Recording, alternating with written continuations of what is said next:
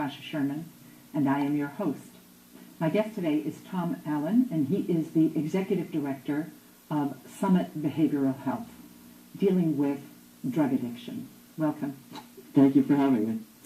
So, Summit Behavioral Health, we're going to talk about that a little later, like what the services are you provide, but this is all about drug addiction. Yeah. And I wanted to ask you, what had you become involved in creating a center like this? It was a long process, a long journey. Again, my name's Tom Allen. I'm a person in recovery, and I'll tell you a little bit about my story. Please. Grew up in the Philadelphia area, relatively normal childhood. Dad's a IT guy. My mom's a nurse practitioner. Brother, sister, typical family life. And, I grew up never thinking in a million years that I would grow up to become an addict. I'm many things. I'm a father, a son, going to be a father. My wife's expecting. A lot of labels, but the one that resonates the most is the label of addiction. It also carries the most stigma. It also carries the most judgment. I grew up in this home, went to college, had a relatively normal college experience. I drank a bit, graduated from school, and You became an attorney, right? Became an attorney. Practiced at a firm, a large firm in the Princeton area. Clerked in Mercer County. By all accounts, I was on the right track for a normal, healthy, productive life. I had, again, in college, had experienced some binge drinking, and there were some warning signs early on. Like what? A DUI at a young age, a couple underage drinking citations.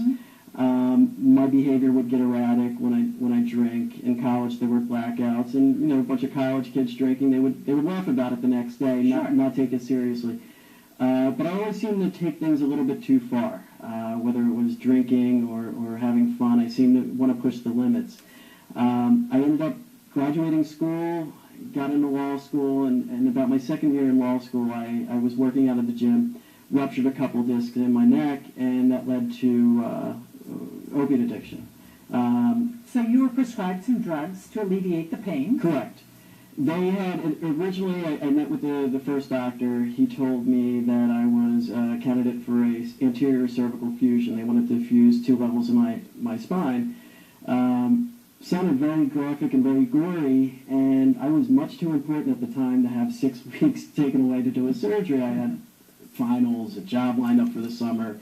No, I can't take 6 weeks out of my life, doc. What else do you have for me? And the doctor said, well, we can put you on a pain management track. And I said, well, what's that? And the pain management track was physical therapy and narcotics. Not self-hypnosis. No. Anything like that. Eventually I did try those things much further down the road, but initially it was this pain management track, and I took the pain pills as prescribed. And what were they? At first it was Vicodin, then that didn't work, and then it was Oxycodone, and then it was Oxycontin, then it was fentanyl patches. And over how long a span of time? 3 years. 4 years. And I go back to the doc. At this point, I had graduated. This was the difficult part for me to understand. I was very high functioning. Now I knew my life was becoming unmanageable. But I was on these pills, and I was relatively stable for a while. No binge drinking. I was on the pills. I didn't need anything else. I was getting good grades in school, scholarships my second and third year in law school, got a clerkship lined up, graduated, passed the bar, got a job. Very seductive thinking. Yeah, by the end, I finished the clerkship, gotten a job at a prestigious firm in the area, and I'm thinking, okay, well, I know it's not normal to go through the amount of pills that I'm going through in a 3-4 day period. And at some point, my body's going to give out, I would think. And I was going to these doctors, and at this point I was multiple doctors, multiple pharmacies. I was juggling. Sure, because, you can get more prescriptions. Right, and I was juggling, I was married at this point, juggling a marriage that was on the rocks, a career that was on the rocks. So now you said it started unraveling. I'm sorry, yes. So where did it start to unravel? What were the signs? At that point, I knew I was taking so much. I gained weight. I was bloated. I was irritable. The mood swings. I couldn't get enough. I couldn't go more than a few hours without having an opiate in me. I knew things had to change, yet I didn't really know how to stop. I didn't want to admit necessarily that I had a problem, and I was justifying it for a long time because I had the cervical herniation, so I'm in pain. I could take an MRI, a copy of my MRI, to any orthopedic surgeon, and he would say, yeah, exactly. So in my mind, I'm rationalizing, although it was getting out of control, and my life was unmanageable, my perspective, I chose to ignore the unmanageability. I'm looking at the specific things that I was still able to achieve, but eventually it caught up. Did your family know? They did. Your mom and dad? My mom, dad, the wife at the time knew. And what was their... I would use the same, they were all concerned. Sure. They knew that it was out of control. They didn't know the extent of it, but they knew that the amount, they knew the way I looked. They knew I wasn't me, I wasn't the Tom that they know. Is there anything that they could have said or done at that time that would have had you alter your behavior? No, I don't think there is. It was my journey that I had to ride completely out. It was a long process, and I knew they cared. I knew they loved me. But the more they were prying and pushing, the more it would push me away. I was not very receptive to feedback at that point because I wasn't ready. I wasn't done. I knew something had to give.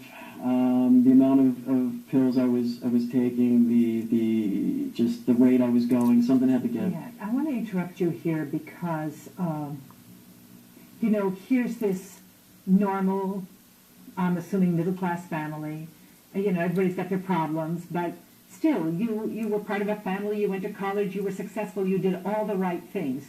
You were not the predictable drug addict. So now, all of a sudden, a few years down the line, you're bloated, you're drugged, you're consuming drugs, you're moody, you're not the same person. And I think the reason I want to make this point is anyone can go down this path, And so, you say it was a long journey, but when you were taking the pills and you're saying, this is a bit much, and you recognize that things are out of control, what was the voice that let you off the hook?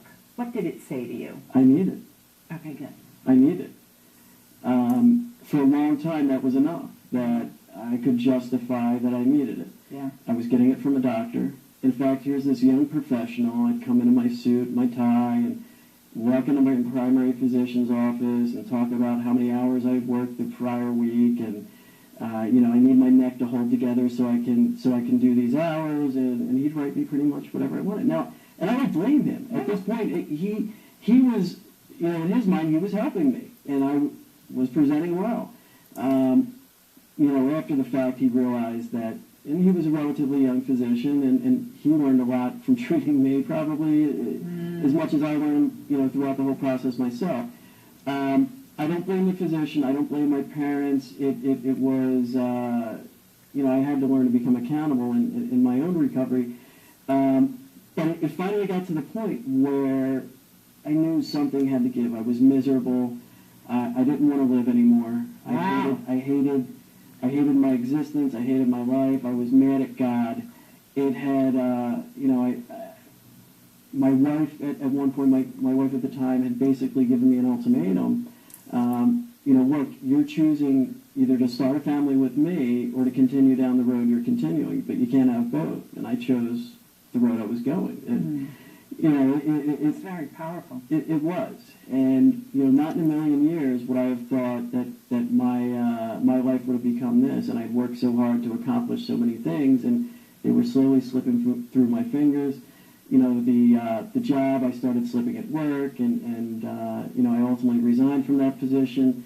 I had gone into treatment, and, had a number of treatment episodes before I finally had... When you went into treatment, was it residential? Or? It was residential.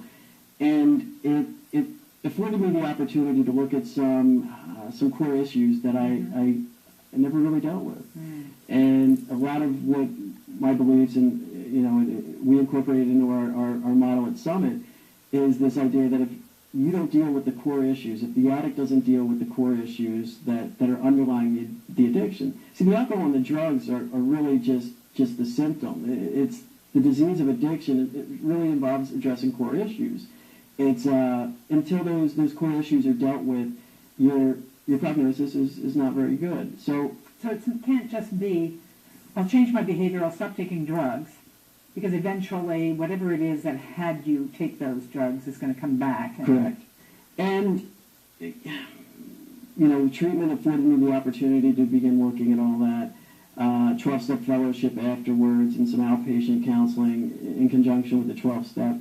There's a lot of different resources out there with the whole idea that you have to really become accountable for you as a person, understanding what it is that you're escaping from when you go out and stick a needle in the arm or pop a pill or take a drink. What exactly are you escaping from? What are those fears that are allayed because of this substance abuse? And looking at those issues and being able to look at it honestly, and then at that point you're able to start making some changes. And really the 12-step program or treatment is just a catalyst for those changes. So I have a question to ask you. I always look at this from the point of view of the listening audience.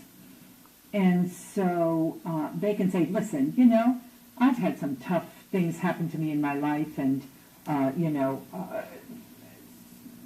I've gone through a lot of difficulties. I didn't do drugs, so, why is it that I should have empathy for you? You don't have to, and that's, a lot of my public speaking now, I'm sort of an activist at heart. So I do a lot of speaking on stigma reduction regarding addiction and closing the treatment gap in New Jersey, and I'll talk a little bit more about that in a few minutes. So let's talk about stigma reduction. Well, something like that. There's a certain percentage of the population that no matter what I say or how I say it or how I present myself, they're just never going to buy into the concept that addiction is a disease. And I accept that. But there's a certain percentage of the population that, if educated and shown certain information, may buy into the idea that addiction is a medical disease. It's not a matter of choice or behavior, that it's a condition that can be treated. I think that's the audience that I'm shooting for. Unfortunately, I don't know the answer. You get a lot of nature and nurture, biological versus sociological. Yeah. I think I was born this way, so I can't say that. So, okay, good. I want to address that. So, we look at it as biological, and we get into the nature-nurture argument. I want you to explain, and, given that it's now looked at as a disease, then, and we say parents are not to blame, but then the core issues are kind of the activator of the disease, yes? I agree. Just because you're biologically predisposed to addiction, for instance, I have a history of alcoholism on both sides of my family. Mm-hmm. My brother and my sister are not addicts. Mm-hmm. So 1 in 3, I got the gene. All three grew up in the same environment, how I ended up dealing with things. But I think there are things that I'm predisposed to with regard to addiction. It's a biological predisposition, but it doesn't necessarily mean I had to be an addict. Right. There were certain precipitators, and I can go back through my life, and I can see certain things that sort of activated, as you described it, activated the gene or... And that's why it's important to see the core issues. Correct. And just because, this is what I tell a lot of families that I work with today, just because you have a history of alcoholism or addiction in your family doesn't mean your children are going to be damned to this world of addiction. It just means that there's certain things out there that you have to be more cautious about. Educating your kids at a young age that mom and dad have, some issues, and educating them that alcohol and drugs, our family can't handle them. Right. Educating them about the dangers, educating them younger, not waiting until they're in high school. doing it when it's young and it's somewhat innocuous, talking to them about alcohol and drugs and having open communication, open lines of communication and dialogue. So if you had had that dialogue before you went away to college, even though everybody was saying, and we're not saying this is how it inevitably would go, but if you look at, if you had that kind of education and then you suffered blackouts and everybody's sharing their blackouts, there might have been a warning signal like, wait a minute. Yeah, and I truly believe that. I think there's, I don't blame my mom and dad No, today. of course not. They honestly did the best they could with what they had, and the knowledge they had. I'm 38, and the knowledge they had, 25, 30 years ago. It is remarkable how far the field of addiction has grown. Today, if it was my kid today, based on the information that I've been able to acquire, I believe there would have been a lot of things that would have triggered an early intervention, at least had me screened at a younger age. The warning signs, the crying out was there, and maybe the outcome, I'm happy with where I'm at today, Yeah. but where maybe the outcome would have, I would have saved some pain for Right. certain family members if I was intervened on earlier. Yeah. And then you can do that with your children. Correct. And now I know that if these warning signs are exhibited, that it's okay to reach out for help. Yeah. Reaching out for a professional to do an intervention is extremely important. And there's no such thing as being overcautious as a parent. If you have any suspicion, founded or unfounded, what is the harm in going and getting a screening done? Having a Drug screening. Yeah. having a licensed psychiatrist, psychologist, or licensed counselor do a screening and assess. They're going to be objective. They're going to tell you one way or another, Mom, you're just being overly worried. But The results are the results. the results are the results, and take the burden off your own chest. And it's a lot easier to do it that way than to look back 5 years from now and thinking, God, I wish I would have done something sooner. Yeah. So I want to fast forward a little. So, you went into recovery, and were there relapses, or was it an ongoing, what has sustained you? There was, it took a while to gain some traction. There was some relapses early on. And the reason I want you to talk about that or even mention it is because when people do relapse, it doesn't mean it's a lost cause. No, and that's a very good point. You get a lot of families, we have families that come to Summit who come in and they think, okay, we're going to put our kid in residential treatment, or we're going to put our kid in your program, in outpatient treatment, and then we're going to get them back in 6 weeks or 8 to 12, and they're fixed, and that's it.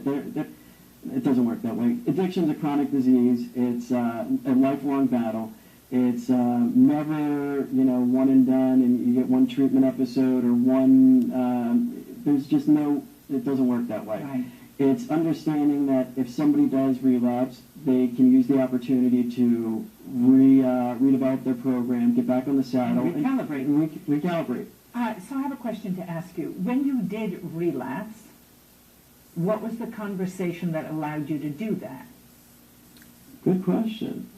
That somehow I was able to manipulate myself, and I know that sounds crazy. No, not at all. It seemed that the escape, however brief it may have been, whether it could have been the first 5 minutes, because then the guilt, that's the problem. Once you relapse, you know there's a better way out there. That's where I'm truly accountable. Mm-hmm. Then the guilt kicks in shortly thereafter. But in some shape or form, I weighed out that 5 minutes of escape would somehow justify the pain that would come after, and it was... And I suspect you thought it would be a one-time only kind of. Right. Yeah. And that's the part of the disease of addiction. We want to lie to ourselves that somehow we can gain control again or manage it, and I'll be able to do it once safely, or I'll have one drink safely, or I'll have one pill safely, and it doesn't work that way. It's usually you spiral out of control very quickly. But to give families hope, a lot of kids take, it takes what it takes. They may have to go through a couple episodes, but don't give up on them. Yes. That you support them. Obviously, you don't support the behavior, condone the behavior, but understanding that this is a process. They may not get it the first time. Relapse isn't essential. I know tons of people that have gotten it the first time. But I know tons of people that it's taken 2, 3, 4, 8 times to And get. you just want to get. It's never hopeless. No, it isn't. If I can sit here before you doing relatively okay, and believe me, millions of people but for the grace of God, I sit here, and I truly believe anybody can get it, and I truly believe that everybody's journey is their own, and there's a lot of resources out there today that we didn't have 15, 20 years ago. As well as a lot of resources, it's a lot easier that, kids have access and adults have access to so much more now. We do. And so there are tougher choices to be made. Yeah. But at the same time, there are a lot of resources and more resources than there ever were. So it's kind of knowing that that's available as well. It is. And one of a recent conversation I had with Dr. Washington, our clinical director, addiction's a lot more complicated than it was in the 30s 1930s when 12-step programs were invented. They didn't have the same type of drugs. Drugs are more powerful today. Sociological conditions are a lot different. There's a lot more single-family homes. There are more powerful drugs out there. The age at which these kids are exposed to them is younger.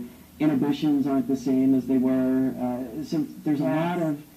it's a whole different world. It is. And it's interesting, in some of my research, I read about some pharma company that produced Oxycontin, and that they were sued because they had really purposefully mislabeled the potential for addiction and Yeah. also the strength of the Oxycontin. Yeah, no, Oxycontin was a medication that was really created for stage 4 cancer patients.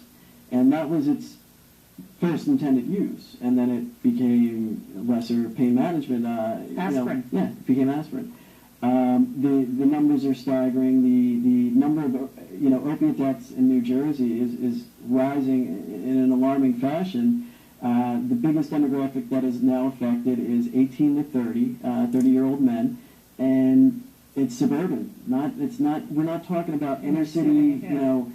These are suburban kids that are dying. I've dealt with families from Lawrence Township, from Princeton, from West Windsor. These aren't, Camden or Trenton Yes. kids. These are kids in our backyards. It affects everybody, from law to jail. It really And I does. think one of the things that we really, really, as parents, have to recognize is that growing up as a kid today is very different. It's a whole new ballgame. And it has its own new set of challenges and a whole, things that are available that weren't available. And so it's really shifting how you perceive what's out there and what's okay and what's not okay. Well, and it's also shifting at how we teach our kids, how kids are receptive to information. To give an example, social media. It would have been unheard of 20 years ago to put half the things that are up on Facebook. Kids' idea of privacy today and 20 years from now is going to be entirely different than from my childhood or yours. Yes. There is no expectation of privacy that they blurt on Twitter or Facebook. Yes. So, which goes further to the inhibition piece, that if they're able to put that up there and that level of openness, then maybe they're more susceptible to or receptive to trying new drugs or trying. Absolutely. So there's a lot of correlations, and there's no easy answers to any of this. I think that's a key thing. There are no easy answers, but there are solutions. Yes. So I want to talk a little bit about. So I'm assuming you don't practice law at this point, and you started Summit Behavioral Health. So let's just talk a little bit about. This is an outpatient. Yes.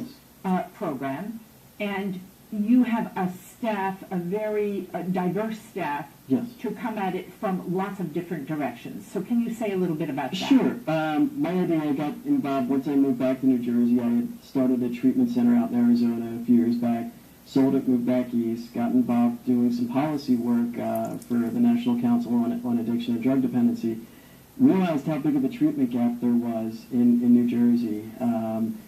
So I spent some time putting together a group to develop a continuum of substance abuse facilities. In the first location we just opened, it's Summit Behavioral Health. It's an state licensed intensive outpatient program. Where is it? It's on Quaker Ridge Road in Princeton Junction. Okay, great. In the next two locations we've already cited, going to be residential in nature, and they're going to be both, one's in Mercer and one's going to be closer to the shore, so we can bring more treatment beds to the area. The idea was that we were going to come at it from a little bit of a different approach. So Dr. Washington, my clinical director, prominent addiction specialist, been in the field for 30 years. He started a number of these programs, and again, he believes in addressing those core issues and doing it in an environment where the client feels safe and comfortable. So we also brought in different adjunctive therapies. We have a music therapist, an art therapist, a local artist who comes in and does art therapy with the client so that they can express how they're feeling. Because everybody learns at a different pace, everybody expresses themselves in different ways.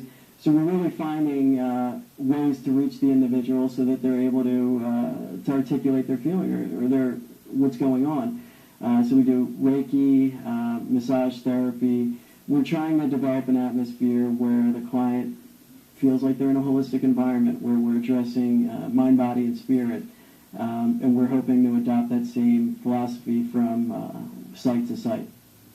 That sounds great. And one of the things in our conversation was that your intention is to create some of it as scholarship for those people who can't afford. Because, you know, a therapist working with you will be covered by medical insurance. Yes.